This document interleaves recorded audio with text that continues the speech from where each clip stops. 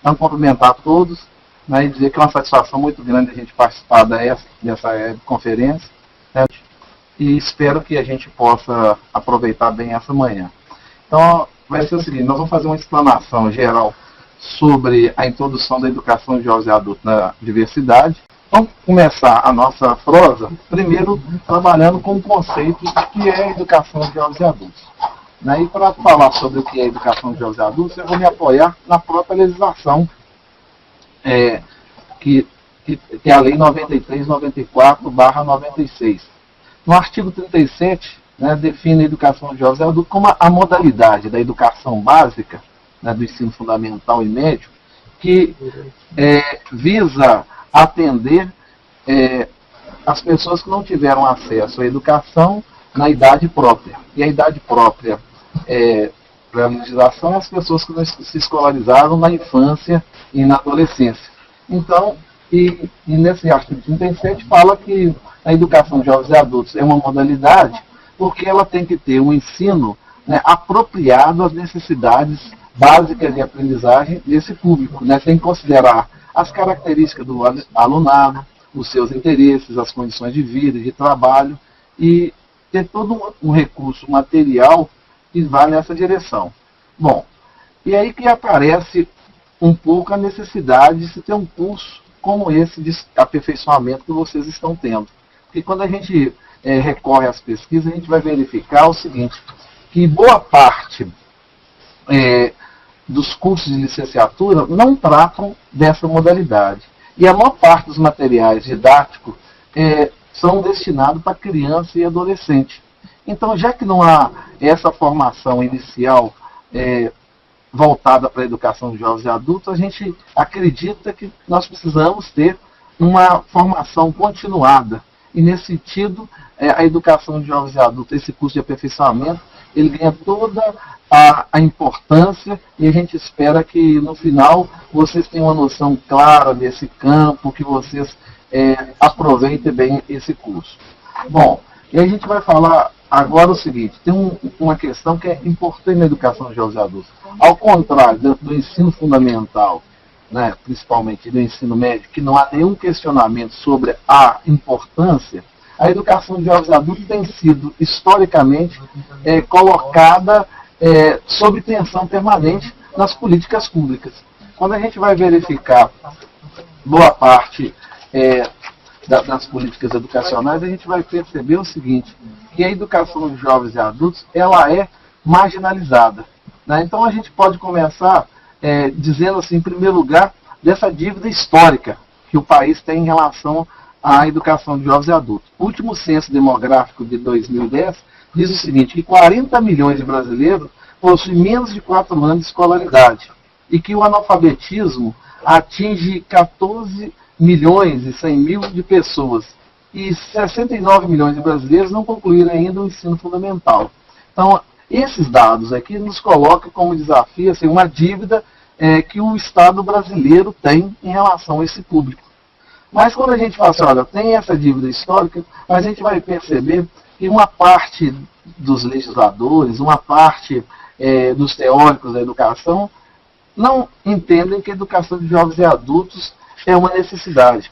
Então a gente cita, nesse material que vocês receberam, aí, duas situações. A primeira é do ministro da época do Collor de Mello, o nome dele é José Gutenberg, em 1991. Ele vai dizer o seguinte, que o problema do analfabetismo não é o adulto, mas sim o da criança.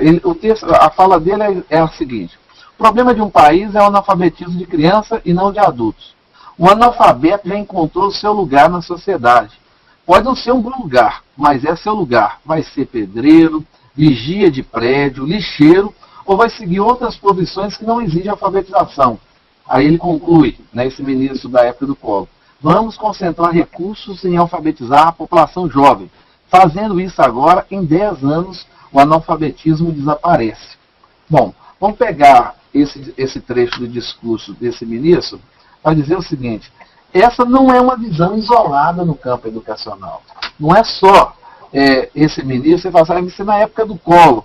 Os governos que sucederam, a gente pode ver assim, vão colocar sempre na margem a educação de jovens e adultos. Né? Inclusive, o relator da Lei de Diretrizes da Ribeiro, ele numa conferência de professor, ele estava ao lado do Paulo Freire, que sempre foi um grande defensor da educação de jovens e adultos, quando falava na necessidade de alfabetização, de escolarização de adultos, ele responde lá, deixa os velhinhos morrerem em paz. Né? E o que a gente tenta discutir nesse texto logo de início é o seguinte, por que tem essa visão? Né?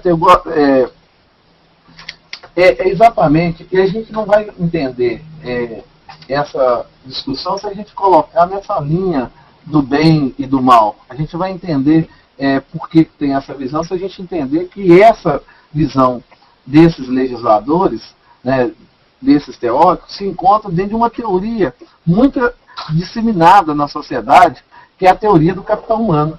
Essa teoria do capital humano não é que ela seja errada na sua essência. Né? Ela tem elementos que são fundamentais na compreensão da importância da educação. Mas ela se restringe a dizer o seguinte, que a importância da educação de jovens, da educação de modo geral na sociedade, é fornecer trabalhadores no futuro para ocupar posição de destaques. Né? Então, o investimento na pessoa você vai ter o capital humano na medida em que essa pessoa vai criar competências, habilidades para ser um engenheiro, para ser um médico, para ser um advogado, né? Para ser um bom administrador, um economista, um contador, um professor. Né? Então, sem a escolarização, um país não tem como prover profissionais para esses cargos. Né? Isso aí, se a gente for pegar esse discurso, ele não está errado em sua totalidade. Né? Eu gosto de lembrar aqui uma situação que aconteceu no Haiti, em 2010, teve um terremoto que arrebentou com aquele país. Aí, no final do ano passado, eu estava ouvindo um político local do país dizendo o seguinte, que a ONU socorreu naquele momento a população dando suprimentos alimentares, etc., e que naquele momento a situação não era tão caótica quanto é agora, depois que a ONU saiu. Ele fala, por quê? Porque com o terremoto morreram muitos professores, com o terremoto morreram muitos engenheiros, morreram muitos advogados, muitos economistas, médicos, e eles não têm agora esses profissionais para reconstruir a cidade, que uma ajuda humanitária efetiva agora seria juntar a ONU, enviar pessoas do mundo todo para poder escolarizar a população deles, para alfabetizar, para formar os futuros engenheiros, para o país poder se reconstruir posteriormente. O que ele estava dizendo é a importância da teoria do capital humano. Bom, então quando a gente coloca isso, a gente não está reconhecendo, a gente não está negando a importância de que um país tem que investir em crianças e adolescentes. Mas é que existe outra forma de pensar a educação, além desse pragmatismo.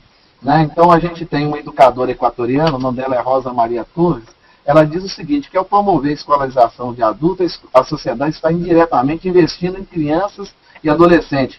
Com maior escolaridade, os pais podem, em outras ações, contribuir para a prevenção de doença, estimular o diálogo, combater a cultura da violência e auxiliar os filhos em suas atividades escolares. Ela cita esses elementos e eu diria o seguinte, que se a gente pensar em uma democracia, a pessoa pode ter 70 anos, né, não poder contribuir tanto em termos profissionais, mas é um direito que ele tem como pessoa, né, para atuar como cidadão, para exigir seus direitos, e é um direito humano.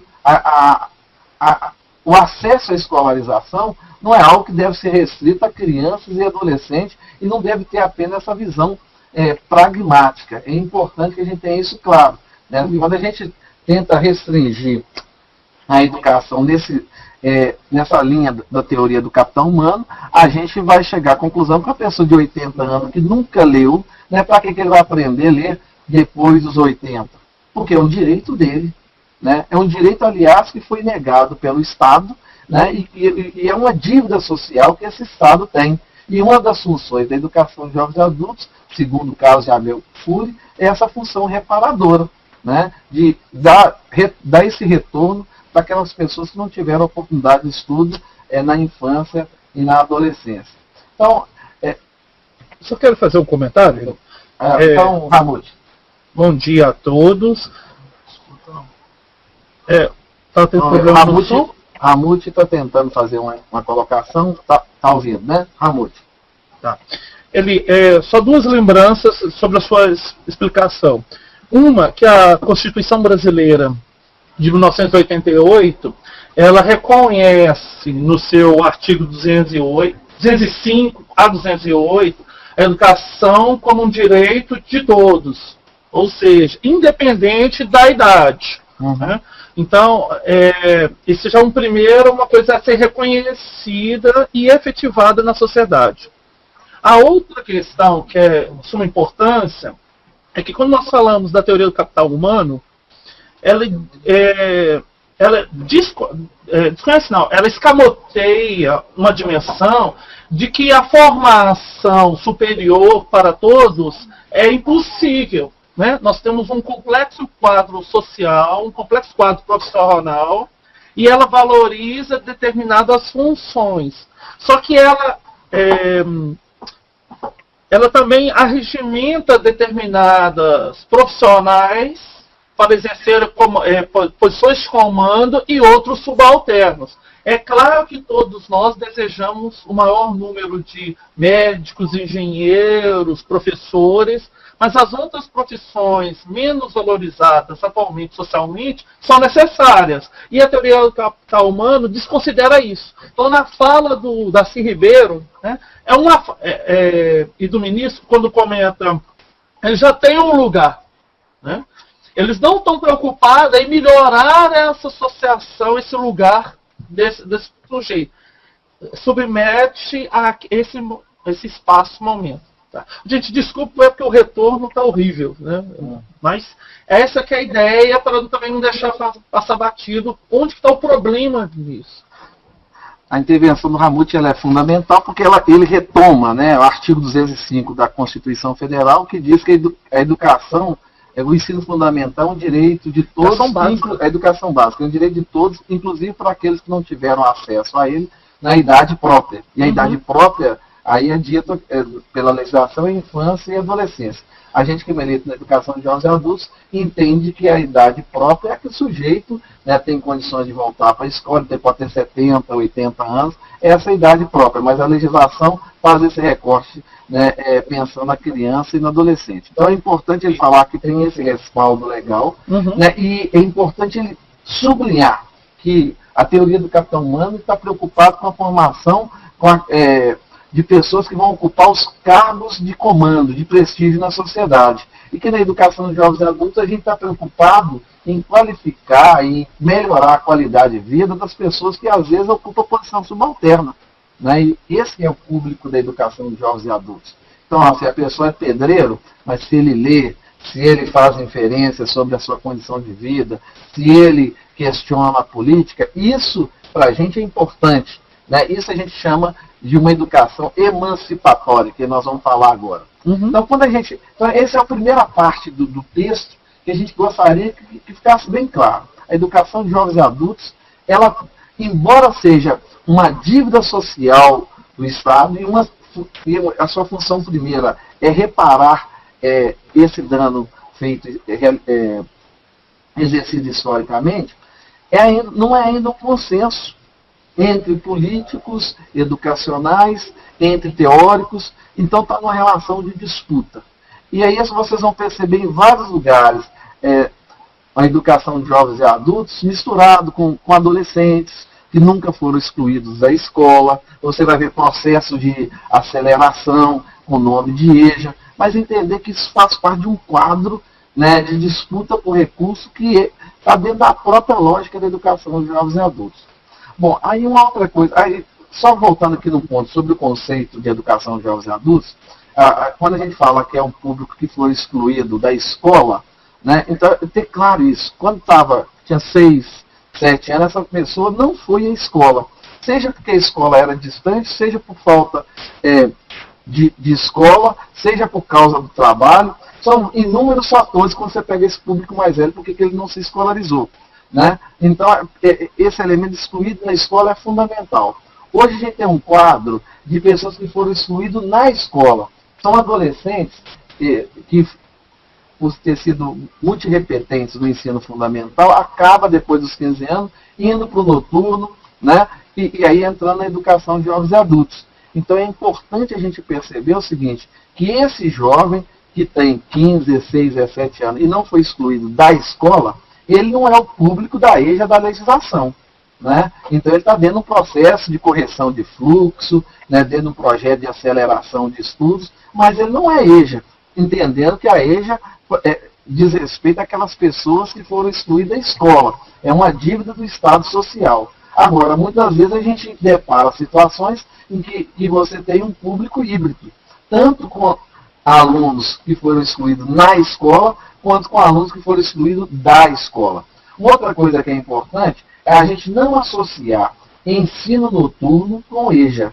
Né? Isso é muito comum em muitas prefeituras, já que o ensino diurno é oferecido para jovens e adultos na maior parte dos municípios, e noturno para a EJA, muita gente associa EJA com ensino noturno. Na verdade, para assegurar esse direito desse adulto, né, em muitos municípios é necessário que se oferte a educação de jovens e adultos no diurno, né, para aquelas mães que durante o dia o marido está trabalhando, aquelas mães que durante o dia os filhos estão estudando, né, aqueles profissionais que trabalham à noite como garçons, como segurança, vigia. Né. Então, para esse direito ser assegurado, era necessário também, se faz necessário também, que seja ofertada a educação de jovens e adultos no diurno.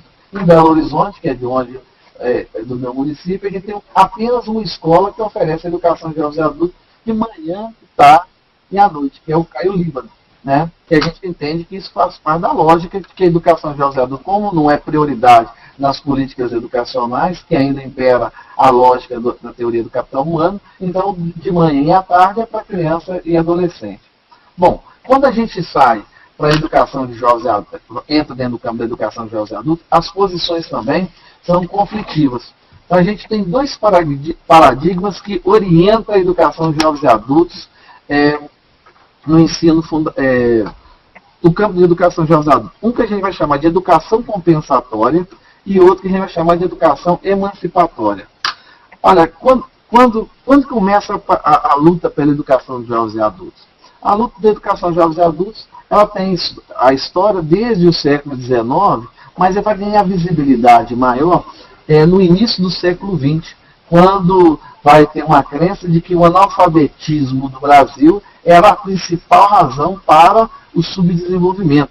Como diz o Paulo Freire, é o oposto, né? É porque era subdesenvolvido que tinha um número maior de analfabetismo. Mas, no entanto, eles atribuíam o subdesenvolvimento ao analfabetismo. Então, vai começar várias campanhas, né, de alfabetização. E acreditava-se naquela época que qualquer uma pessoa poderia ser alfabetizadora. Então, se você já é alfabetizado, né, isso até lembra, até pouco tempo tinha adotar um analfabeto, né? 17 reais. O pessoal da alfabetização solidária falava, tinha até 17 reais na época, né? Mas aí é o seguinte, tem um fragmento nós selecionando o professor Leôncio Soares, que ele diz o seguinte: se aceitava que ensinar pessoas adultas era mais fácil, mais rápido e mais simples, logo qualquer pessoa podia desempenhar essa função. Se qualquer pessoa podia desempenhar essa função, não seria necessário formar, qualificar um profissional específico para tal. Se a função não requeria qualificação profissional, logo não seria necessária uma remuneração condizente com um docente preparado. Não foi por acaso que a campanha procurou recrutar um grande contingente de voluntariado. Então, essa foi a lógica da educação compensatória. A ideia de que era possível qualquer uma pessoa alfabetizar o outro. E uma vez alfabetizado, o que prevaleceu era a lógica do supletivo. O que diz a lógica do supletivo? A lógica do supletivo é, em primeiro lugar, encurtar tempo e aligerar conteúdo. Ensino fundamental em 6 meses. Um tempo eu vi uma placa aqui em Belo Horizonte assim: conclua o ensino fundamental em 1 mês. O ensino médio em 30 dias. Então, veja bem, essa é a lógica da educação compensatória. Né? Você tem um tempo perdido. Quem defende a educação de jovens adultos numa linha de uma educação emancipatória, ela nunca vai pensar na ideia de tempo perdido. Porque o tempo que ele não esteve estudando, ele esteve aprendendo outras habilidades e que não é uma pessoa que parou no tempo, né? Mas a ideia de que esse tempo que ele ficou sem estudar, ele pode ser compensado no menor tempo. E aí oferecendo um ensino fundamental em 6 meses, ensino médio em 6 meses, em alguns lugares oferecendo até em 30 dias. Bom, essa lógica ela vai ser atacada na década de 60 já, né, pelo nosso grande mestre, que foi Paulo Freire. Né? O Paulo Freire sempre foi contra a campanha, a ideia de cartilha, a ideia de infantilização dos adultos, e ele vai usar a expressão de que era necessário ter uma educação emancipatória. O que é uma educação emancipatória? É uma educação centrada nas necessidades básicas de aprendizagem do público adulto. Então vai se prestar atenção que nas dimensões formadoras que esse sujeito tem. Vou dar um exemplo concreto disso. Certa vez, discutindo com um grupo de professores de uma das escolas nossas aqui da rede municipal, um professor de ciências falou assim: eu só entendi o que é uma educação emancipatória quando eu trabalhei no conteúdo de ciência sobre as doenças da fase adulta. E aí eu falei sobre o câncer de próstata, um público constituído, na maioria de pessoas acima de 40 a 50 anos. E teve um grupo de pessoas de 50 e 55 anos que chegaram para mim e falaram assim: professor, agora eu já fui ao médico, fiz o exame de toque retal e isso foi importante para mim. Eu antes era contra isso e não só fiz isso comigo, mas eu falei com outras pessoas. Olha só, uma educação emancipatória, um exemplo simples e fácil. Numa educação que seria apenas compensatória, esse professor não estava pensando na necessidade básica de aprendizagem do sujeito de 40, de 50 anos. Ele estaria trabalhando com conteúdos de ciências que eram destinados à criança. Minhoca, por exemplo. Né? E aí, mesmo que aquilo não tivesse nenhum significado para aquele sujeito, ele estaria trabalhando com células e tal. Então, numa visão emancipatória, antes de definir quais são os conteúdos, o educador deve prestar atenção nas necessidades básicas de aprendizagem desse público, que já, na sua maioria, já tem família, já administram a casa, então administram um orçamento doméstico, então só nesse sentido eles já têm conhecimento de matemática, lida com o sistema financeiro, né? Então eles têm a questão de empréstimo de banco, de juros, então vai prestar atenção nessas necessidades, e aí a matemática, a história, a geografia, português, inglês, vai concentrar e vai prestar muita atenção nessas necessidades básicas de aprendizagem. Bom, fazer um comentário rápido também. Você muito bem lembrou das formulações de Paulo Freire sobre educação emancipatória, e eu só queria lembrar, dar mais um exemplo, na verdade, de como isso se concretiza, né? Desde o início do século, você também lembrou, nós temos experiências educativas que eram efetivadas pelos sindicatos, em que a luta por uma melhor condição de trabalho era o mote. Então, a alfabetização e a escolarização dos trabalhadores, ela estava articulada com a luta de melhores condições de trabalho. Tivemos na década de 40 e 50 o Teatro Experimental Negro, que começou um grande movimento de alfabetização da população negra, mas tendo como subsídio primordial a discussão do negro no Brasil. Né? Porque é diferente você alfabetizar de uma forma mecânica, na verdade, tentar empreender aos alunos o entendimento do código linguístico, mas fazer desse aprendizado um instrumento de reflexão da sua vida e de possibilidades de mudança dessa sua vida. Então nós tivemos, nos movimentos sociais, diversas experiências que, de fato, ousaram, experimentaram, constituir uma educação emancipatória, claro que sem esse nome. Né? Esse conceito foi formulado posteriormente.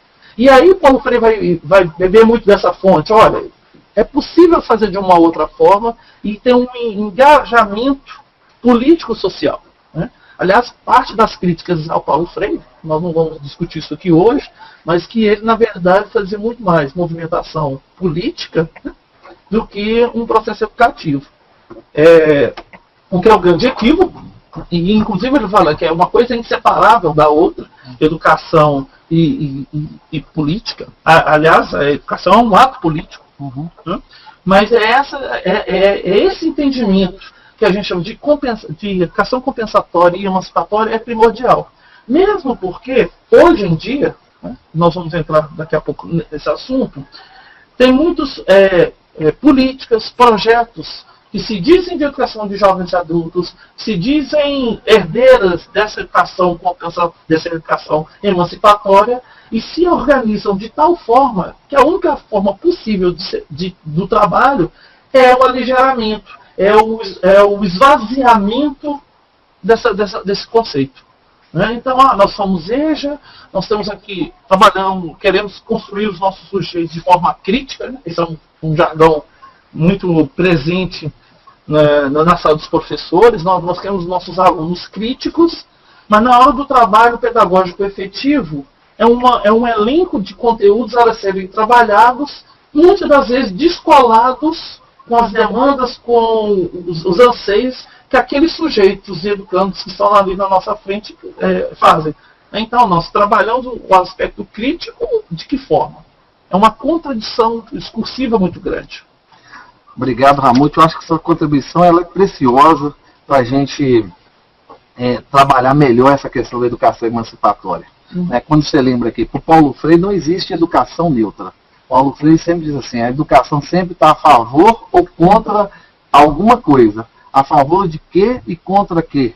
A gente tem que perguntar isso. Ao trabalhar um determinado conteúdo, esse conteúdo, ele vai de alguma maneira ser interiorizado e se tornar em ponto de intervenção dos nossos alunos. E aí a pergunta é, para que foi aquele conteúdo? Em favor de quê? Aí você dá um exemplo assim, da questão da classe, de raça, fala do teatro experimental dos negros da década de 60, né? Você coloca muito bem essa questão, eu colocaria também a questão de gênero, né? Quando você vai pegar as estatísticas, você vai ver que as mulheres têm menos escolaridade do que os homens a partir dos 40 anos. Se a gente pega assim, 40, 50, 60 anos, você tem homem com maior escolaridade do que mulher, porque também aquele processo de exclusão da qual nós referimos anteriormente, né, do Brasil, ele também segregava a mulher. Então, uma educação emancipatória vai colocar isso no centro. Como que esses sujeitos, ao entrar em contato com determinados conteúdos, eles vão se empoderar para poder fazer a luta política para melhorar a sua condição de vida na comunidade. E aí, assim, você me fez lembrar da pedagogia do oprimido, que o Paulo Freire escreveu em 1968. Logo na saída, eu acho que esse livro aí, ele é fundamental para quem quiser aprofundar na educação de jovens e adultos, ser lido. Ele fala o seguinte, que a educação do oprimido não é para o oprimido, mas é com o oprimido. Nenhum professor da EJA pode se sentir suficientemente preparado para chegar lá e ajudar alguém a se emancipar socialmente. Esse engajamento deve ser feito com o oprimido. Né? E aí ele coloca assim, todo o processo de educação, né? Ele fala que é um processo também de humanização. Mas também esse processo social ele pode ser de desumanização. Como é que em Paulo Freire a gente sabe se o processo, a formação, ela foi de humanização ou desumanização? Ele dá a resposta na pedagogia do oprimido dizendo o seguinte, qualquer relação pedagógica, social, em que o sujeito se sente mais, que ele é impelido a fazer os enfrentamentos para ter uma vida social mais digna, esse é um processo de humanização. E qualquer relação que ele se torna mais subjugado, que coloca para ele ser menos, né, é de opressão. Então, numa relação dessa, que o professor tem uma aluna que é subjugada, 40, 50 anos, a gente encontra isso muito, né? Estou lembrando aqui de uma pesquisa de uma amiga nossa, da Vera Nogueira. Essa pesquisa dela é interessante. Ela pegou mulheres da rede municipal de Belo Horizonte com idade de 40 a 50 anos, essa faixa etária. E ela fez 3 estratificações. Ela pegou um grupo de mulheres que o homem tinha mais escolaridade, por exemplo, o homem tinha um ensino fundamental, ou médio até superior, e a mulher não tinha mais do que 3, 4 anos de escolarização, em alguns casos até analfabeto. Ela pegou um outro grupo que a escolarização da mulher era exatamente um pouco maior ou igual ao do homem, né? E ela pegou um grupo de que a mulher foi para a escola juntamente com o parceiro, com o marido. Então, foi esses 3 recortes que a Vera fez. E é interessante a conclusão que ela vai fazendo é o seguinte: quando o homem tem mais escolaridade, né, tem um ensino fundamental, tem ensino médio, tem ensino superior, ele faz todo o esforço necessário para a mulher estudar. Então ele fica com os filhos, né, ele arranja a casa e tal, os afazeres domésticos para que a mulher estude. Agora, quando você está numa situação inversa, de que a mulher vai ter mais escolaridade do que o homem, ele não vai por alguma razão, ou porque ele não quer, ou porque ele não tem condições, boa parte dos homens tenta atrapalhar a mulher. Então, ele que nunca prestou atenção na questão da janta, se é nova ou não, ele começa a questionar. Nunca prestou atenção se a criança tomou banho ou não, ele começa a prestar atenção. Ele começa a impedir a mulher de estudar. Você está inventando isso para quê? Né? E aí tem uma opressão de gênero. E aí o outro recorte que ela faz, quando os dois vão para a escola, aí ela constatou que a maioria o relacionamento melhora. Eles passam a ser parceiro, a compartilhar da dificuldade, quando um aprende, um ajuda o outro, né? E eu acho que isso é bacana para a gente pensar numa educação emancipatória, porque a gente vai encontrar essas coisas dentro da escola, né? Bom, eu acho que ficando claro para a gente o que é uma educação compensatória e emancipatória, a gente só pode dizer o seguinte: a gente escuta muitas pessoas falando assim, a EJA, e algumas pessoas falando o EJA. Então eu já vi candidato a presidente da República, governador, prefeito, falando o EJA. E isso aí é um ponto que ele já não tem ligação com a nossa área. O que significa o EJA? Significa um ensino. Se é um ensino, é educação compensatória. Quando a gente fala a EJA, você já está positivando, você está colocando uma formação geral. Então, assim, do ponto de vista pedagógico, o pedagogicamente correto é falar a EJA, que é a educação de jovens e adultos, né? E só complementando isso, nós fizemos uma pesquisa rápida em sites, procurando sobre a EJA, informações sobre a EJA.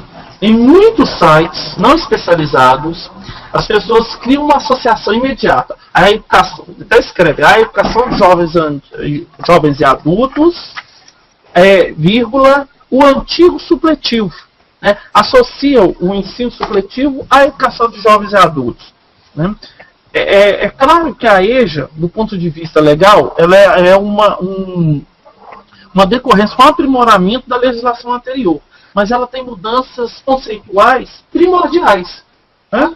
Então, quando a gente associar o antigo supletivo, eu estou reduzindo a dimensão humanizadora, emancipatória da educação de jovens adultos, o que ela deveria ter.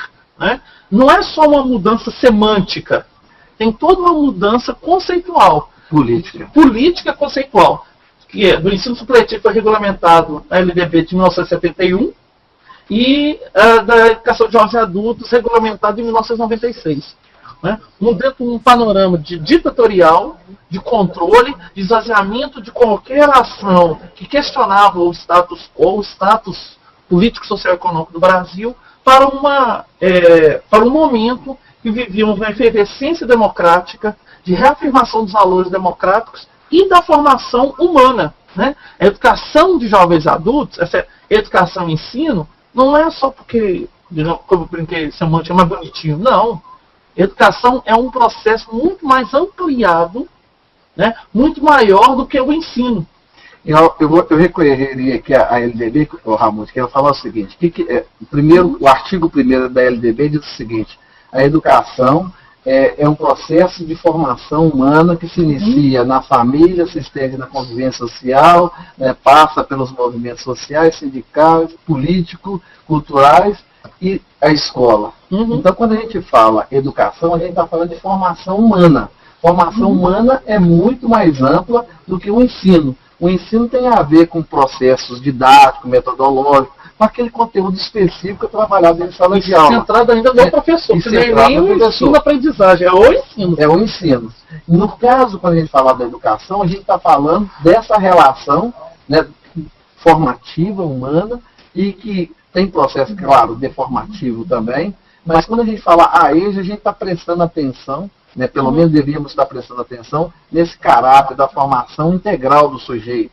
Né, quando a gente está falando das dimensões formadoras da vida adulta, a gente deveria estar prestando atenção nesse caráter da formação da vida adulta. Agora, quando você fala ensino, é que é importante a gente revoltar lá na pedagogia do oprimido, que tem um ponto, Paulo Freire faz uma separação. Ele chama de educação bancária, né, que é a educação que o professor vê o aluno como um recipiente vazio, né, Ramute? Aí o professor ele vai discursando, ele vai falando, não tem nenhum caráter dialógico, né? E aí ele dá até um exemplo da matemática que eu vivi. Então eu falava assim, 3 vezes 7. Eu tive que decorar os fatos do 7, 7 vezes 1, 6, 7 vezes 2, 14. E se a professora indagasse para a gente, e a gente repetisse assim, você não decorou. E depois lá para quarta, quinta, que eu fui repetir, eu falava conta de vez. Depois que eu fui refletir sobre o que significa a multiplicação 7 vezes o número 3.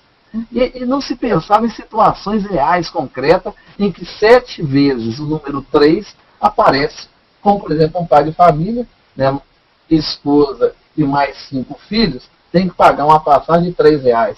Ele vai ter concretamente, né, fazer essa operação de 7 vezes, né, 7 pessoas, vezes o número 3, de R$3. E eu acho que quando o Paulo Freire chama atenção para isso, naquele período, era extremamente revolucionário do ponto de vista didático-pedagógico, né, de pensar assim, um processo educativo centrado nas práticas sociais, um processo educativo que dialogasse com as necessidades básicas de aprendizagem do sujeito. Então, eu acho que na educação de jovens adultos, mais do que nas outras, né, pela sua própria história, dentro dos seus fundamentos, está em prestar atenção nisso, né, que tipo de sujeito nós queremos formar. Em primeiro, a gente sabe que, pelo menos na maioria deles, né, você não deve pensar, ali vai estar o futuro engenheiro, advogado, economista, pode ser que uma exceção ou outra acabe formando, mas você vai estar prestando atenção em que, como que esse sujeito, nas suas histórias de vida, ele pode ter uma qualidade de vida melhor, ele pode estar tendo uma formação que ele não teve anteriormente. Aí vocês me permitem dar um exemplo pessoal. Meu pai, né, ele voltou a estudar, eu tive a felicidade de trabalhar com ele da EJA, na Escola Municipal Moisés Calil, no bairro Mantiqueira, aqui em Belo Horizonte. Né, e meu pai, com 65 anos, nunca tinha ido ao cinema. Né, o meu pai não tinha ido ao cinema nem ao teatro. E aí ele vai nessa escola ter essa oportunidade. As pessoas que prestam atenção na teoria do capital humano vão falar assim, qual que é a importância disso no país? E aí eu pergunto, qual que é a importância disso para o sujeito? Né, para a pessoa, como é que isso melhora a autoestima da pessoa? Como é que isso faz com que ele tenha uma outra reflexão sobre o mundo? Então, a gente que milita muito na educação de jovens adultos, a gente não está muito interessado com essas avaliações externas, Fundeb, IDEB, a gente não está muito interessado em ficar prestando atenção nos escritores, né? Porque se você ficar só isso, você esquece das necessidades que esse sujeito tem. Agora, claro que a gente defende uma educação de qualidade, que essa pessoa aprenda a ler de fato, que interprete. Mas o Paulo Freire tem uma expressão também que para mim é magnífica, que ele diz o seguinte, a leitura de mundo precede a leitura da escrita. Né? Então, antes de ler a palavra escrita, ele tem que ler o mundo. E aí o professor da educação de jovens adultos, uma perspectiva dialógica, né, humanizante, ele tem esse papel de criar situações reais de aprendizagem para que esse sujeito seja instigado, né, a refletir sobre a sua condição. Eu gostaria de aproveitar a oportunidade e lembrar também 2 situações. Na verdade, uma pesquisa e um caso concreto de uma amiga nossa, Maria Lúcia. A professora Maria Lúcia foi, durante um tempo, professora num projeto de alfabetização dos catadores de papel aqui de Belo Horizonte, da Associação de Catadores de Papel, a ASMARI. E depois de um tempo, inclusive trabalhando com as lideranças dessa associação, foi feita aquela avaliação, e não uma avaliação preocupada com os escritores, mas uma avaliação do projeto, dos processos vividos ali. Né? O que foi que chamou a atenção dessa professora? Foi uma fala de uma líder, da dona Maria Geraldo, da líder. Ela ia continuar para a catadora de papel, ela não tinha... Né? Ela sabia, inclusive, que as condições econômicas das quais ela estava submetida dificilmente se alterariam por aquele processo vivido por ela, mas o tanto em que o processo educativo da qual ela viveu durante um tempo melhorou a vida dela enquanto ser humano, inclusive no relacionamento com o parceiro, que ela teve como se reposicionar, inclusive, diante de alguns preconceitos que o parceiro tinha. Apesar de ser líder comunitária, de ser líder daquela, ela ainda estava submetida a determinada, o horário, você não pode sair sozinha, você tem... Né? E como isso foi importante para a vida dela, para ela ter uma vida mais digna, inclusive discutindo com o parceiro familiar. E outro lembrete, outra lembrança, a professora Maria Clara de Piero, a professora da USP, ela fez uma pesquisa com os egressos de programas de educação de jovens adultos do Colégio Santa Cruz, que é um colégio tradicional de São Paulo, na qual inclusive ela trabalhou na década de 70 e 80. Passado, se não me engano, 20 anos, era assim, qual foi a importância desse processo educativo para você? Aí ela faz, ela elege alguns elementos. A importância econômica e a importância social, digamos assim, o que os sujeitos diziam para ela. Economicamente, grande parte, eu não lembro os dados, mas mais de 85%, o processo de escolaridade não permitiu que eles ascendessem socialmente. Né? Isso que é uma contradição do capital humano que não dá conta disso. Eles não ascenderam, eles continuaram a classe na qual eles estavam. Mas na hora do discurso, também a grande maioria, mais de 90%, falava que passariam de novo pelo processo educativo, que foi importante para a conquista enquanto seres humanos, de organizar mais a família, de ver o mundo com outras formas, como você falou, você começa a acessar equipamentos culturais do qual você nem imaginava que é possível você frequentar e usar isso como reflexão para a sua vida, da sua situação. Então, que todos reconheciam a importância desse processo, mas que economicamente, se nós fôssemos usar só a ideia do período capital humano, não foi importante. Nós gastamos dinheiro, né?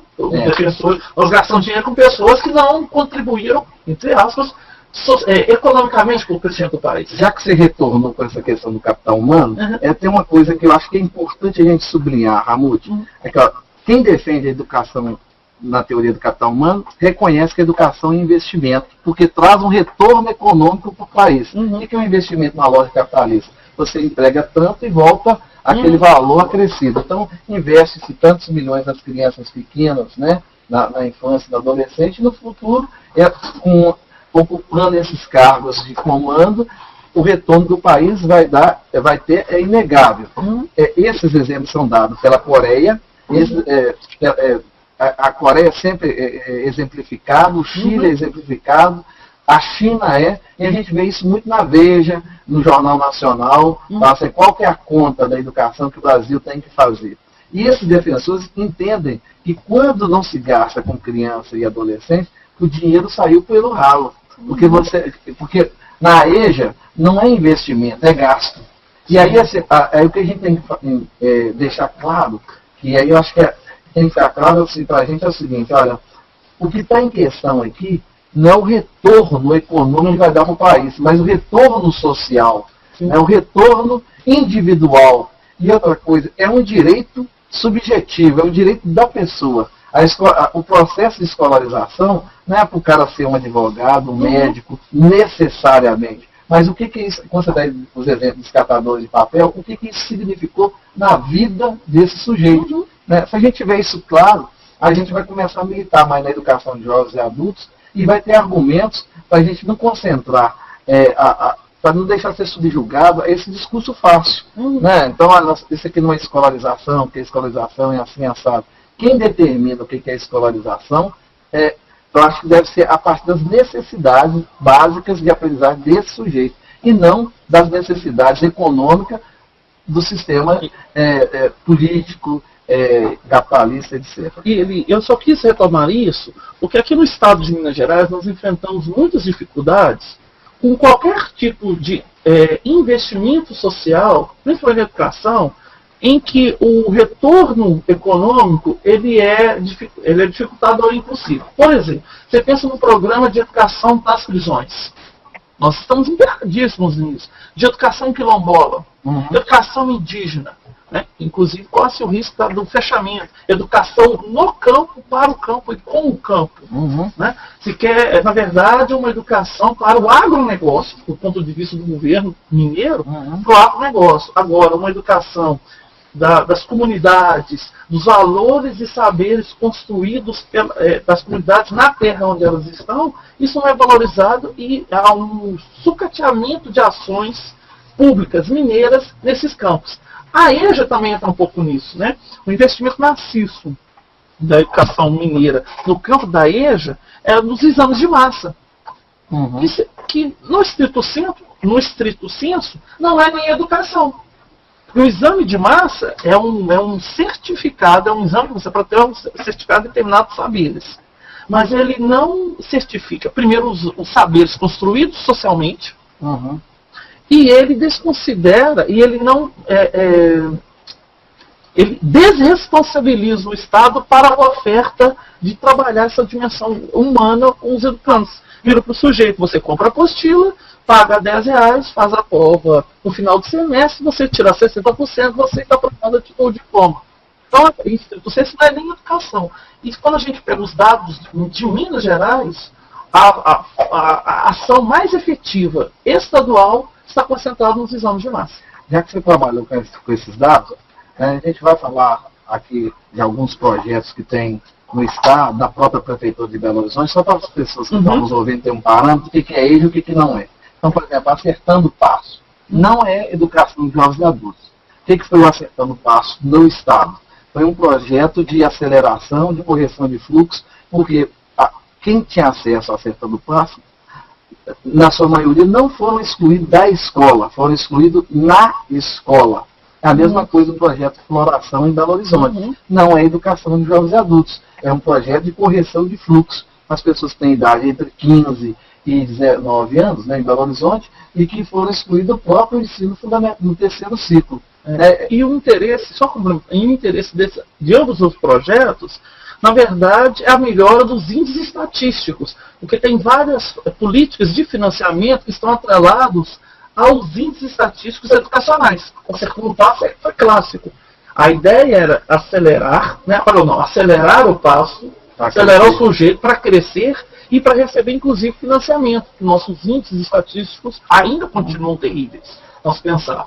Então, não é a preocupação com o desenvolvimento do sujeito humano, social. É a preocupação com a melhora dos índices estatísticos. Nós precisamos resolver a taxa de alfabetismo está alta, a taxa de pessoas que não concluíram o ensino fundamental no Brasil é elevadíssima. Então, como nós podemos fazer isso? Como podemos fazer isso gastando o menos possível? Isso que é essa questão. A gente tem a oportunidade, inclusive, de dialogar com as pessoas que estão no polo. Vamos caminhar para dar um fechamento nisso, Amor? Então, a gente vai lembrar o seguinte: a primeira é a questão conceitual. Tem que ficar claro para nós. A educação de jovens adultos se destina àquelas pessoas que não tiveram acesso à educação básica, né, que é o ensino fundamental e médio, na infância e na adolescência. Onde que a gente respalda nisso? No artigo 37 da Lei de Diretrizes e Bases, que é a Lei 93/94.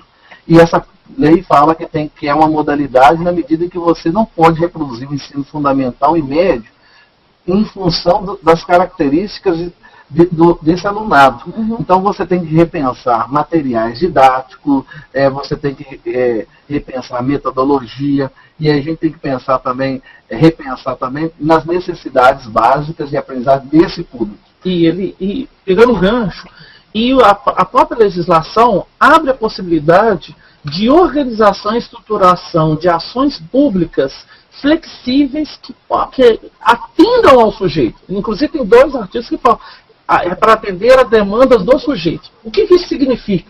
Depois até podemos falar isso. Mas se o sujeito, por exemplo, você tem um número significativo de sujeitos que trabalham de turno, né? Aqui nós temos várias fábricas que trabalham um dia sim, um dia não, Você pode pensar um projeto de educação de jovens adultos que o atenda, que esta ausência, que na verdade uma presença no trabalho não é uma ausência da escola, não o prejudique. Ah, mas aquela coisa de 75% de faltas. Na EJA é possível, é reconhecido legalmente outras organizações. Só é possível para os estudantes de determinada área estudarem 6 meses no ano, porque os outros 6 meses eles vão para a colheita. Né? Tem a época da colheita. E aí eles... mas aí nós vamos ferir os 200 dias do ano. Na EJA é possível, inclusive, se organizar para um projeto que atenda a essa especificidade. Então, a própria legislação, ela nos garante a possibilidade de organizações diferenciadas, flexíveis, para atender aos sujeitos. Né? E aí, essa que é a diferença. Nós temos que conhecer e reconhecer as especificidades desses sujeitos para montar o projeto. O que, infelizmente, ocorre, em grande parte, é o contrário. Você oferta um modelo possível para o Estado, é este. Quem pode, corre atrás, se organiza, faz das triplas operações, como os alunos dizem, para entrar. Quem não pode, vai continuar sendo excluído. Ou seja, é aquele outro elemento que é o direito à escolarização, que é um ponto fundamental, é um dos fundamentos da educação de jovens adultos, e ele é colocado de lado. Né? Então, retomando aqui, a gente tem que reconhecer que, em função do número elevado de pessoas sem escolaridade no Brasil, o número de analfabetismo, é uma dívida social do Estado brasileiro. Quando falo Estado, eu não estou referindo apenas à unidade federativa, nós estamos pensando na União, nos municípios, das instituições políticas. Deixa bem claro. Bom, então o Estado brasileiro tem uma dívida com esse público.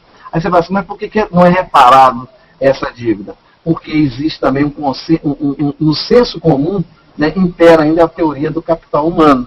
E aí é o seguinte, mesmo as pessoas adultas, quando escutam ver uma reportagem na Veja, ou leem a reportagem na Veja, ou no Jornal Nacional, concorda que o Brasil não vai para frente porque não está acompanhando um modelo chinês, chileno, coreano, né, porque lá eles se desenvolveram, são emergentes, porque investiram mais em crianças e adolescentes. E aí, quando fala que é um desperdício, depende do que se vê como desperdício. E a gente está entendendo aqui, que a gente que milita na educação de jovens adultos, que não é um desperdício porque você tem investido nas pessoas. E aí, o pai com maior escolaridade, a mãe com escolaridade, ou com a educação mais emancipatória, promove o diálogo, cria a cultura da paz. Né? São pessoas que se organizam agora para lutar mais em favor do seu direito, qualifica, né? Ele pode continuar sendo gari, mas reconhece o valor que tem socialmente. E aí eu vou te dar um exemplo. Você participou dessa atividade comigo, das meninas cantoras da Vitória, né, que é um grupo cigarros da Vitória. Né, cigarras cantoras, não é isso? Pois então, eu tenho um depoimento lá, a gente ouviu, elas são do Bairro Jardim Vitória, em Belo Horizonte, e da escola Milton Lage. E aí tem um evento que nós fizemos na região norte. Quem são? Que nós falamos. Tá. Então, o grupo é um grupo de senhoras, né, todas com idade acima de 40 anos, e elas, dentro do processo de escolarização, a professora criou um grupo que canta, já cantou na TV Minas, né, Globo, Comunidade, aqui na UFMG, está rodando Minas Gerais, é um grupo muito bacana. E aí teve um depoimento de uma senhora, e ela falou assim, olha, eu trabalhei na prefeitura de Belo Horizonte como gari durante 30 anos. Nesse período, os meus filhos nem me viam direito, né, tinha vergonha de mim, de falar de que eu trabalhava. Agora meus filhos se orgulham de mim, porque agora eu já cantei na UFMG, na TV Minas, na Rede Globo, no Globo Comunidade, e agora eu me sinto importante. Eu acho que isso aí fecha. Isso aí não tem preço, né? Aí você está investindo na pessoa. Né? E esse retorno aí é um retorno bom para a família. Tem uma relação direta com a saúde. Eu já vi muito depoimento de senhora falando assim, depois que eu entrei para a escola, diminuiu meu problema de nervo, eu agora não fico mais tão depressiva. Tem um exemplo na própria casa, meu pai, que ficou viúvo muito cedo e ficou muito solitário, depois que foi para a EJA, melhorou o relacionamento, a própria fala dele, a autoestima. Né? Isso não tem preço. E isso também é um retorno da família que não tem como ser contabilizado. O problema é que a teoria do capital humano quer ver isso mensurado em valores. Né? Aí investir em criança e adolescente é possível aferir esses dados lá na frente. Na educação de jovens e adultos passa por essa sensibilidade e às vezes a gente, quando lida diretamente com esses senhores, com essas senhoras, e tenho certeza que tem muitos cursistas que já viram isso, sabe que isso não tem como ser contabilizado. Exatamente. Bom, aí vamos entrar agora. Então, os fundamentos da educação de jovens e adultos, os fundamentos da educação de jovens e adultos, então está ligado a isso, né? Da gente pensar uma luta por uma educação emancipatória, né? Da gente entender que a educação compensatória, ela fere esse direito, né? Da gente pensar da humanização, de ser mais, né? Passa necessariamente com uma educação mais dialógica, de reconhecer as necessidades básicas de aprendizagem desse adulto. Um dos fundamentos da educação de jovens e adultos, que eu acho que a gente não deve abrir mão nunca, é esse caráter dialógico. A experiência que ele traz é elemento fundante, constitutivo dos conteúdos a serem trabalhados na sala de aula. A condição de classe, de raça, de gênero, né, de localidade. A gente pode dizer, inclusive, a Maria Clara diz isso, que os sujeitos da EJA, o Miguel Arroio também fala, né, eles têm cor, sexo e região. Né, cor, a maioria, estatisticamente, são negros. Né? Sexo, você pega acima de 40 anos, de mulheres. E você fala região, eles estão na periferia, no norte e nordeste de Minas, né? Norte e nordeste do país, e nos interiores de Minas, assim, onde as áreas são mais fragilizadas do ponto de vista econômico. Então a gente tem essa dívida histórica. Então isso está dentro dos fundamentos da educação de jovens e adultos. Agora vamos pensar nas três funções que a gente colocou também, que o que é educação de jovens e adultos, né, ficando claro para nós, o que é a EJA e não o EJA. Né? Então, ser excluído da escola e não na escola é um elemento. A gente pensar nesses fundamentos que nós acabamos de enumerar agora, e vamos falar agora das funções. Essas funções da educação de jovens e adultos, ela está no Parecer Nacional 11/2000 do Conselho Nacional de Educação, que foi redigido, né, o relator foi o professor Carlos Roberto Jamil Cury. Ele está, uma parte dele vocês têm aí no Mudo, mas eu acho que vale a pena todo mundo ler esse material na íntegra. Não é que ele é uma bíblia, mas ele é uma referência, né, para a gente. Né, há elementos que podem ser contestados, mas eu acho que tem elementos muito positivos na própria reconstituição da educação de jovens e adultos. E ele traz um breve histórico da educação de jovens e adultos, e é o maior parecer da história do Conselho. Né? Não foi à toa. Tem, inclusive, uma demarcação política que o Jamil, olha, ele vai se reportar às origens da educação de jovens e adultos. Esses conceitos que nós estamos trabalhando aqui agora, muitos são encontrados neste parecer, porque ele que faz uma demarcação política em uma época em que, 2000, em que existe uma direção, uma diretriz neoliberal muito forte, que recuperava fortemente a dimensão, a teoria do capital humano. Aliás, explícito, né? Hoje a gente tem isso muito implícito, mas naquele tempo lá era explícito. Né? Então, o Carlos Roberto Jamil Cury, ele coloca a primeira função da educação de jovens adultos reparadora. O que é? O Estado brasileiro possui uma dívida social com o público jovem e adulto que foi excluído do processo de escolarização na infância e na adolescência e que precisa ser reparado. Esse é o primeiro elemento. Agora, por que o Estado tem esse compromisso? Pelo menos deveria ter. Em função do número elevadíssimo de pessoas que não concluíram o ensino fundamental e médio, que é a educação básica. A educação básica é necessária para a pessoa enfrentar, do ponto de vista social, né, não só econômico, mas político também, e mesmo individual, as relações que vai travando através da vida. E as estatísticas vão colocar só de analfabeto, o último censo agora de 2010 é 14,1 milhões de brasileiros que não sabem nem ler e escrever, numa pesquisa de autodeclaração, o que me leva a crer que ainda é um número maior.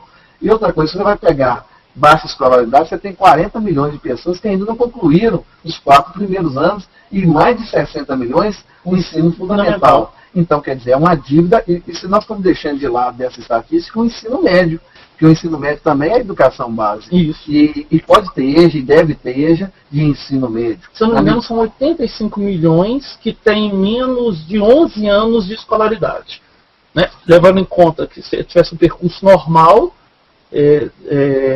sem nenhum tipo de retenção. Então, nós somos só 85 milhões de adultos, né? Essas estatísticas são legais, são maiores de 15 anos, eles não consideram as crianças que estão no ensino fundamental, que não têm 11 anos de escolaridade, que dá quase 50% da população adulta. Para você ter uma ideia, a população brasileira atual que está no ensino fundamental, ou seja, até 14 anos, está por volta de 33 milhões, 32 milhões de estudantes atualmente. Nós temos quase o triplo dessa população que é adulta, que não completaram o ensino, não tem 11 anos de escolaridade completos. Olha só, e esses dados é importante porque a gente está numa situação que muitas vezes a gente escuta falar assim, o público da EJA está diminuindo, né? E aí a gente tem que entender assim, por que boa parte desse público não volta para a escola. Eu acho que aí tem que flexibilizar, não pode ser só noturno, tem que oferecer de manhã e à tarde, então tem que ter essa flexibilidade do tempo. Não pode ser de segunda a sexta, né? Tem que prever a possibilidade, como você colocou, de dias alternados para quem, em função da sua condição, uma enfermeira que trabalha em turnos alternados, um vigia, um segurança ou qualquer outro profissional que trabalha em forma de turno, não teria como estudar nessa estrutura enrijecida. Né? Se eu dar um exemplo, que está uma discussão bem adiantada em Belo Horizonte, um atendimento para os profissionais do sexo. E o horário que elas apontam é um horário bem de manhãzinho, seria depois do expediente, você pode falar isso, né? Porque aí elas estudariam e depois iriam descansar. Ah, mas nós vamos abrir um curso para os profissionais do sexo, 6 horas da manhã? Qual que é o problema em abrir isso? Né? Ah, mas onde vai ser o local? Como é que vai funcionar o educador? O poder público, ele tem condições e deve organizar estruturas de atendimento para esses sujeitos. Mas não é impeditivo. Esse exemplo que você deu, ele é muito interessante. E pensando aí nessa função reparadora ainda, né, o Sérgio Haddad, ele gosta de dizer assim, e o Leôncio Soares, né, que foi meu orientador aqui na UFMG, ele gosta de dizer assim, o Estado tem que ter uma ação indutora. Né? Então, o Estado não tem que esperar, não é só oferecer o curso, ele tem que criar instrumento para trazer esse público e condições para a permanência. Né? Então, isso é a função reparadora. Né? E o que a gente vê na escola, muitas vezes, assim, completou 15 anos, esse aluno que está sendo excluído do ensino fundamental, ele vai para a noite. Ele se torna EJA sem ser EJA. Né? Porque não se pensa assim, olha, nós temos que flexibilizar para esses outros públicos, mas acaba em muitos lugares a educação de jovens adultos ser uma proposta de correção de fluxo. E aí vai desvirtuando esse parecer, o próprio parecer do Conselho Municipal de Educação de Belo Horizonte, essa de toda a militância que a gente vê nos fóruns. Né? Não, você continua. Bom, aí tem outra coisa. Vamos passar. Só um minutinho ali. Não sei se vocês estão vendo. A imagem deu uma congelada. Ah, voltou. Tá. Aí, gente, vamos passar para a segunda função, porque nós temos também, senão a gente não dialoga com quem está do lado de lá. A segunda função é a função equalizadora, Ramute, né, que ela é vista como chave, a educação é vista nesse aspecto como chave indispensável para o exercício da cidadania na sociedade contemporânea. Então, veja bem, não é a teoria do capital humano que vai imperar aqui. A segunda função é clara. Né? A pessoa com mais escolaridade, ele tem como defender os seus direitos e lutar por outros direitos que são negados, ligados à moradia, à saúde, à própria educação, ao lazer. Né? Então, a gente, quando tem isso claro, que é o caráter emancipatório, essa função aqui, né, ela está sustentada nesse fundamento que a gente tem chamado de educação emancipatória. Então, vamos para a terceira função, que é chamada de qualificadora. Essa função aqui, ela é bacana, porque a educação é um direito ao longo da vida. Não é? Nós vamos terminar, a pessoa terminou aqui o ensino fundamental, médio, então agora ela vai parar. Ela tem 70 anos. Não, a educação é um direito ao longo da vida. Né? Então, essa ideia assim, de pensar que a sociedade tem que criar espaços que não sejam necessariamente na escola, mas conjugado com a saúde, com a assistência social, com a cultura, né? De que a pessoa, ao longo da vida, continua aprendendo. Né? Da gente constituir essa sociedade aprendente. E eu gostaria de fechar minha fala dizendo o seguinte: enquanto a gente vê um analfabeto nesse país, a democracia ainda nesse país não foi consolidada. Eu acho que a democracia ela precisa de não só de promover a alfabetização, mas assegurar que todas as pessoas, né, de todas as classes, de todos os sexos, né, das orientações sexuais e tal, tenha acesso à educação. E aí eu fechar dizendo assim: a educação de adultos é, acima de tudo, um direito que a gente quer que vocês também ajudem a militar conosco, com levantar essa bandeira, né? Um direito e não um favor, não uma benesse. E nossos alunos muitas vezes é assim, Ramute. Você termina uma aula e te agradece. Obrigado, professor, pela aula, né? Gostei demais. E aí eu sempre gostei de pontuar que eu estava fazendo a minha obrigação e que aquilo era um direito, né? E acho que é isso que a gente quer que vocês entendam, né? Da gente perceber a educação de jovens adultos como direito de todos, né? Independente da classe, gênero. Só para finalizar também, pegar esse último exemplo seu, que eu costumo dizer que é uma armadilha. Eu também estou em sala de aula. É muito gratificante, gostoso você receber o carinho dos seus educandos, dos seus alunos, né? Mas a gente tem que lembrar que a nossa educação, o que nós defendemos é uma educação que era para a vida, ela é emancipatória. Eu costumo exemplificar como a educação para os nossos filhos. Por mais que nós gostemos dele, nós temos que educá-los para que eles sigam com as próprias pernas. E não que eles fiquem independentes dos pais, e no caso dos nossos alunos, que eles fiquem independentes dos professores. Porque isso também ocorre. Né? Ocorre que a turma nunca avança, porque se apegou tanto aos professores, é uma relação afetiva tão forte. Se o professor sair, eu não continuo. Se eu não quero continuar nesse processo de aprender, eu não quero continuar a aprender porque eu não vou ter o professor Eli, o professor Ramute. E o nosso desafio é vencer também essa armadilha, né, de que nós não estamos trabalhando para um favor e nós não estamos trabalhando para que eles gostem dos professores. Nós estamos trabalhando para que eles tenham elementos de prosseguir a vida deles com maior autonomia. Maior autonomia. Autonomia. Vamos passar a palavra para os tutores e para os cursistas. Só que eu lembrei de uma coisa, nós não nos apresentamos. Então, eu sou o Eli Sabino, sou professor de História, né, e trabalho na rede municipal de Belo Horizonte desde 1995, venho atuando na educação de jovens e adultos, trabalhei 7 anos com a EJA, falei que sou professor de História, mas agora me sinto mais professor de educação de jovens e adultos do que professor de História. E tive a alegria de fazer um mestrado, tendo como objeto sujeitos, né, da educação de jovens e adultos, mas recentemente o doutorado também nessa linha aqui na UFMG. Eu sou Ramute, também professor de História, também, como disse o Eli, me sinto mais hoje educador e professor de jovens e adultos. Atualmente eu atuo em 2 espaços de educação com jovens e adultos, em um espaço alternativo. O que é espaço alternativo? Não escolar.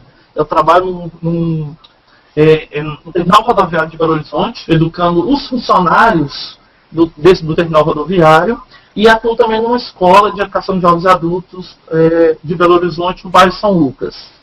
Também recentemente terminei o mestrado tendo como objeto a EJA e uma outra, a EJA enquanto uma política pública, né? Ou, como eu costumo brincar, a falta de política pública, porque ainda ela é muito visível.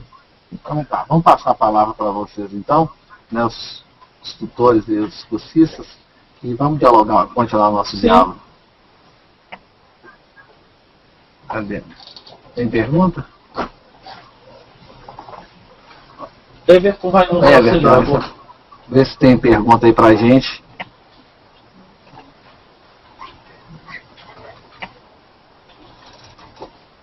uma das perguntas no chat. Isso.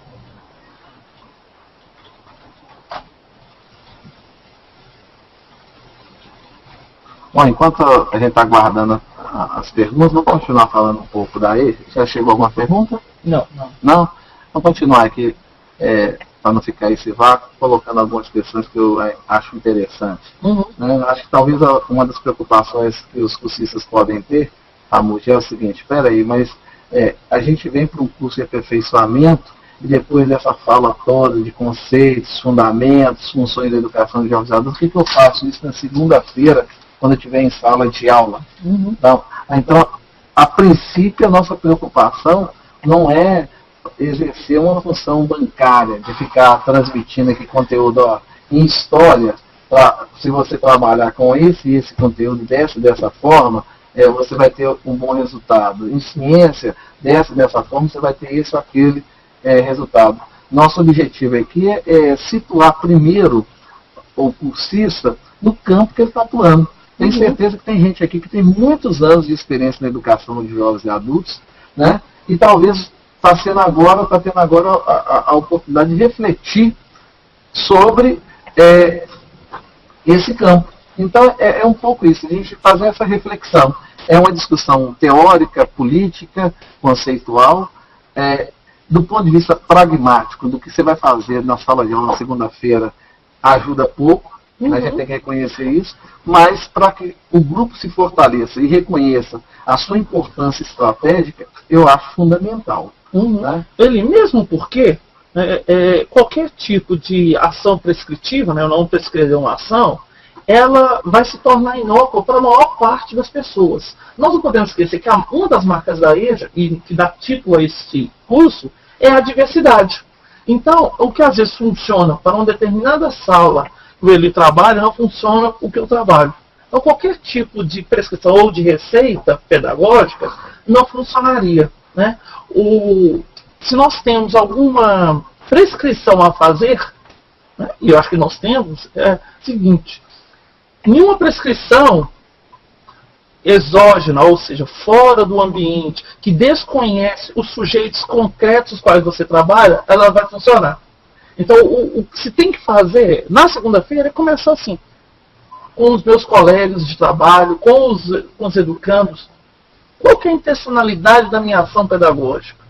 Eu reconheço a diversidade que está posta lá, porque eu acho que é muito legal para a gente, inclusive, esse nome aluno, ele é perigoso, porque ele agrupa, como diz Elício, sobre esse grande conceito, pessoas negras, pardas, brancas, de orientação sexual diversa, de religiosidades diversas, de condições financeiras diversas, embora grande parte de uma mesma classe, isso não quer dizer que tem as mesmas condições, de histórias e culturas diferentes. E quando a gente trabalha com o aluno, a gente desconsidera isso, porque a gente não olha o sujeito, nós olhamos o aluno. E aí vira um rótulo.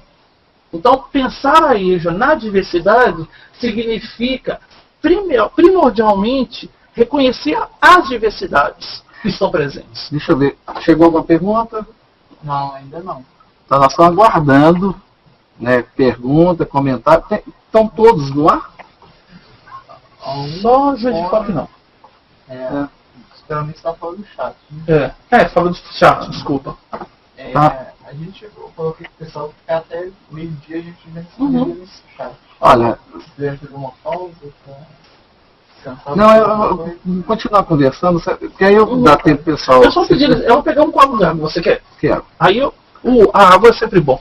Então eu vou continuar aquela fala uma educação de jovens adultos na diversidade. Sobre esse rótulo,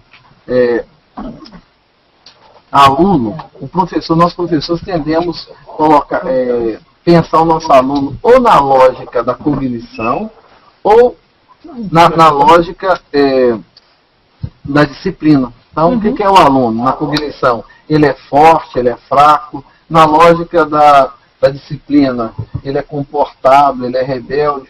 E isso não nos ajuda a pensar as suas diferentes condições. E eu acho que na educação de modo geral e na EJA de modo particular, a gente tem que pensar que sujeitos são esses. Aliás, essa é a primeira abordagem que a gente, no próximo módulo, vai começar quem são os sujeitos da educação de jovens adultos. Nós não vamos entrar nessa questão da diversidade agora, mas existem, já tem o texto, já está pronto, né, Ramiro? E aí eu acho que quando ele estiver no ar, vocês vão ver um fundamento melhor. A gente continua falando aluno, apesar de todas as implicações semânticas que esse termo traz. Aluno, em latim, é sem luz, né? Que não possui luz. Então, o professor é que vai iluminar. E numa perspectiva da educação de jovens adultos, a gente prefere sempre falar estudante, educando principalmente, e o professor como educador. Mas numa relação dialética também, que o professor, ele ao mesmo tempo que ele é o educador, ele também é educado, ele aprende, ele é formado. Né? E também da mesma forma, o aluno, ele é o educando, mas também num determinado momento, né, ele também nos ensina muito. Então é nessa relação dialética que a gente vai pensar essa educação de jovens adultos. Agora, em razão talvez muito da nossa forte formação, a gente continua falando aluno, mas entendendo que isso aí também a gente sempre coloca sob rasura. Não, e só reforçar o aprendizado do educador, porque a gente aprende muito com o meu aluno, ele me conta muitas histórias. Isso também faz parte. Mas também nós aprendemos quando ele traz essa diversidade, e essa diversidade se concretiza em uma situação da qual nós não temos controle. Né?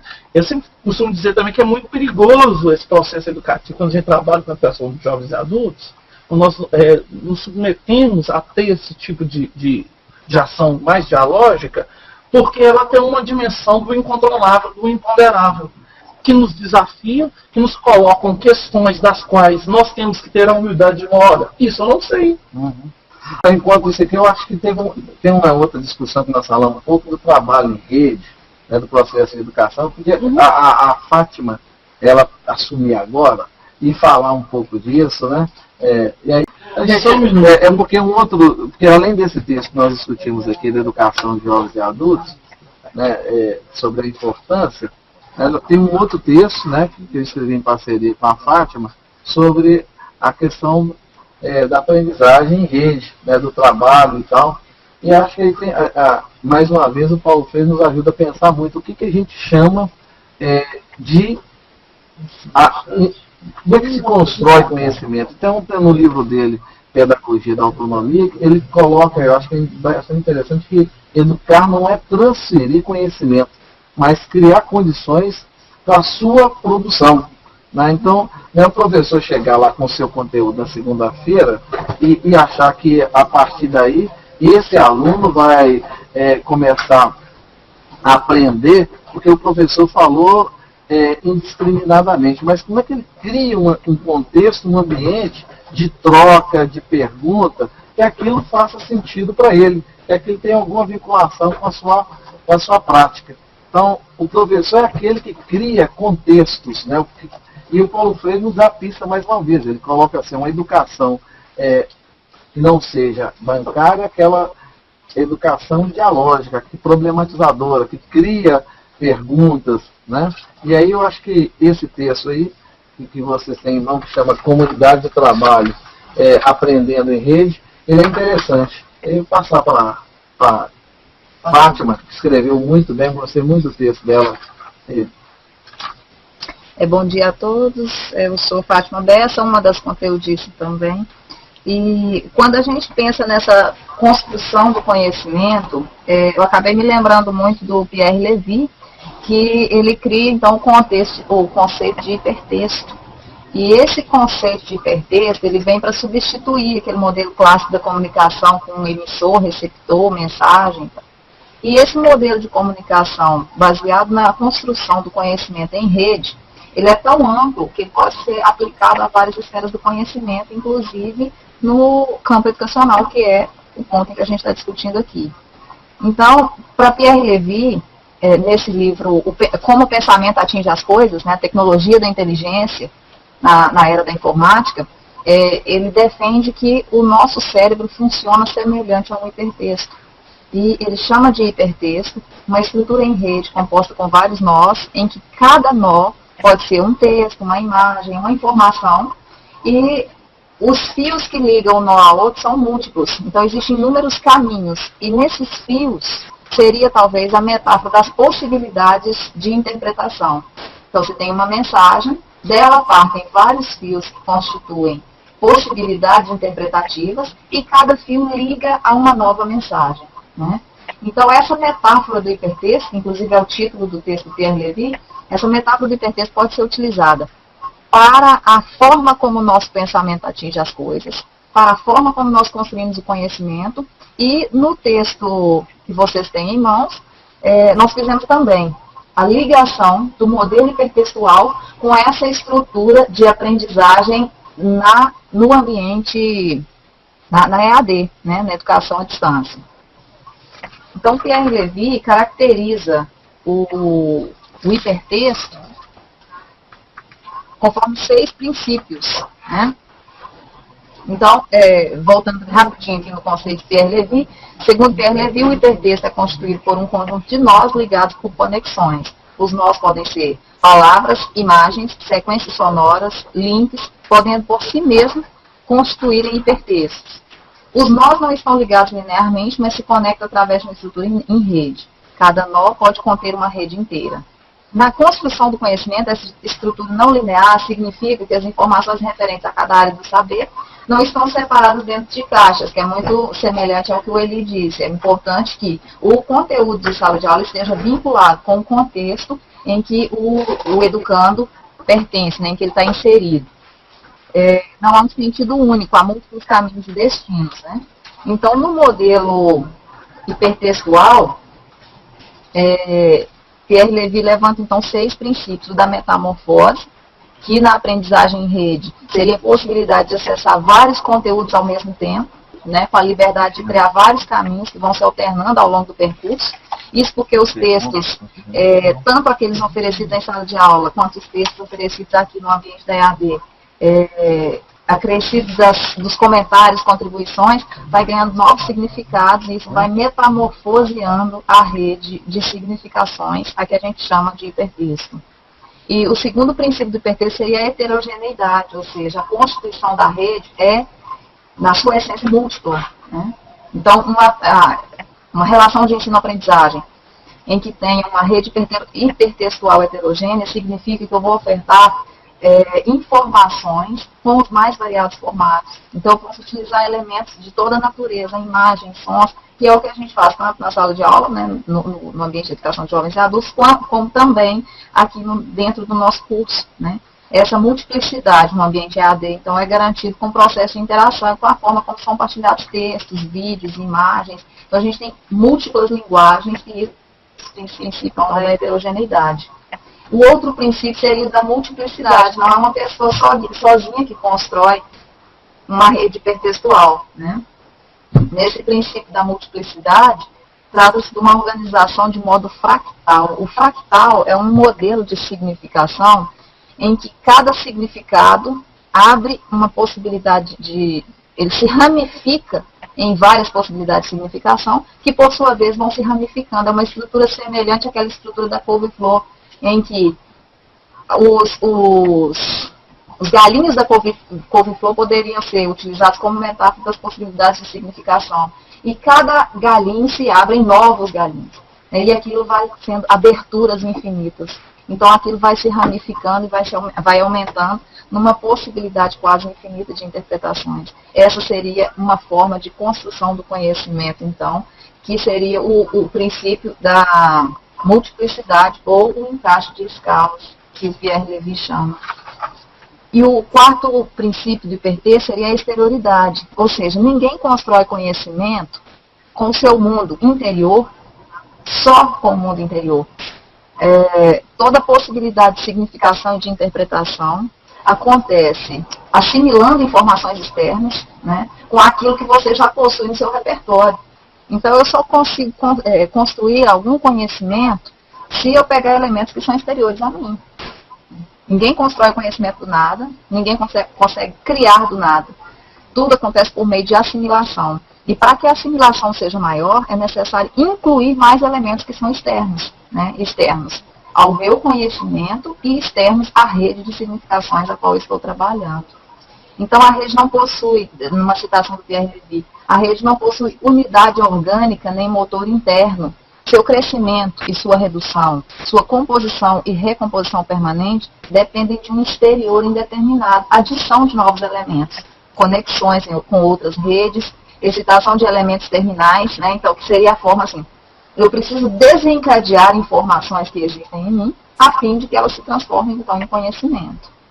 E o quinto princípio seria o princípio da topologia, em que tudo na rede funciona por proximidade ou por vizinhança. Então, um significado me leva a outro, e essa vizinhança e essa proximidade gera, então, o conhecimento, que volta de novo no quarto princípio, que seria esse princípio de que um conhecimento só é desencadeado a partir de uma nova informação que é assimilada com ele. O sexto e último princípio é o da mobilidade de centro. Isso significa que não há uma hierarquia dentro da estrutura hipertextual. Quando eu tenho vários nós ligados em rede, não há uma informação que seja mais importante ou superior às demais, né? Não há uma hierarquização de conhecimentos. Há uma possibilidade constante de acessar todos os conhecimentos que eu adquiri e que venho adquirindo constantemente, dependendo do tipo de estímulo em que é oferecido naquele momento. Então, cada ponto da informação é um nó da rede que liga a outros pontos por meio de inúmeros fios de significação. Pela falta de centro, não há uma informação central e outras periféricas. Na verdade, você vai ter informações que são acessadas em cada momento. O que torna uma informação central ou hierarquicamente superior está relacionado mais ao contexto de utilização dessa informação do que a um processo que o seu cérebro cria de hierarquização. Então, esses 6 princípios também não estão hierarquizados, são 6 características desse modelo de comunicação e 6 características também desse modelo de aprendizagem, que a gente está aplicando aqui como sendo uma forma de aprendizagem. E esses 6 princípios, então, a gente pode utilizá-los para pensar o processo educacional dentro da sala de aula, né? A minha relação com o estudante de educação de jovens e adultos, em que todo conhecimento que eu passo, na verdade, necessita de um contexto, necessita que essa informação se comunique com outras informações que esse aprendiz que ele possui, né? Que aí é o caso da proximidade, da vizinhança. E esse modelo também pode ser aplicado ao nosso curso aqui dentro da educação de jovens e adultos, em que a gente consegue, então, criar uma rede de conhecimentos, de significações, em que todos colaboram, que todos se interagem, e que é basicamente o que a gente vem tentando fazer. Ô, Fátima, eu queria que você trabalhasse um pouco aqui. E no curso de EAD, como é que você imagina o lugar do tutor, dos cursistas? Como é que pode fazer para que esse ambiente seja cada vez mais um ambiente de aprendizagem, um trabalho em rede? Basta a pessoa acessar, ver qual que seria o lugar do tutor e qual que seria o lugar dos cursistas nessa perspectiva? Eu acredito que também do ponto de vista, né, da comunicação e do processo de construção do conhecimento, não haveria aí uma hierarquia, né? O tutor que estaria acima dos cursistas, que estaria responsável por uma transmissão. Não é esse caso. Eu acho que o tutor pode facilitar a organização dos conhecimentos, mas a construção ela é coletiva, ela é o tempo inteiro coletiva, tanto do ponto de vista dos tutores, quanto do ponto de vista dos cursistas. E nesse processo de educação de jovens e adultos, eu acho que quanto mais heterogêneo, quanto maior for a interatividade e a participação, mais consistente vai ser essa rede de conhecimentos que a gente então está construindo. Isso tem alguma semelhança com aquilo que o Paulo Freire diz, que ensinar é transmitir conhecimento, mas criar condições para ela? Com certeza. A partir do momento que a gente não hierarquiza, né, que a gente não coloca um indivíduo como mais conhecedor que outro, a gente então está trabalhando nessa linha do Paulo Freire, que não se trata de uma transmissão linear de conhecimentos, mas de uma estrutura em rede. De novo, a gente pega as informações em linha e coloca em contraposição as informações em rede, na medida em que a gente consegue pensar, então, que tanto tutores quanto cursistas estão todos envolvidos na produção do conhecimento. E quando o Paulo Freire diz que essa relação tem que ser dialógica, partir de situações, problema e tal, também tem um fundamento com isso que você está falando sobre esse trabalho em rede, né? Com certeza, porque no campo da educação de jovens, no campo da educação à distância, eu veria essa relação dialógica como uma possibilidade de interação. Né? Se existe a interação, se existe retorno, né? Se existe o envio de um determinado material e esse material gera retorno, e existe então essa troca de informações, possivelmente essa relação dialógica estará acontecendo. Então nós vamos agradecer a todos.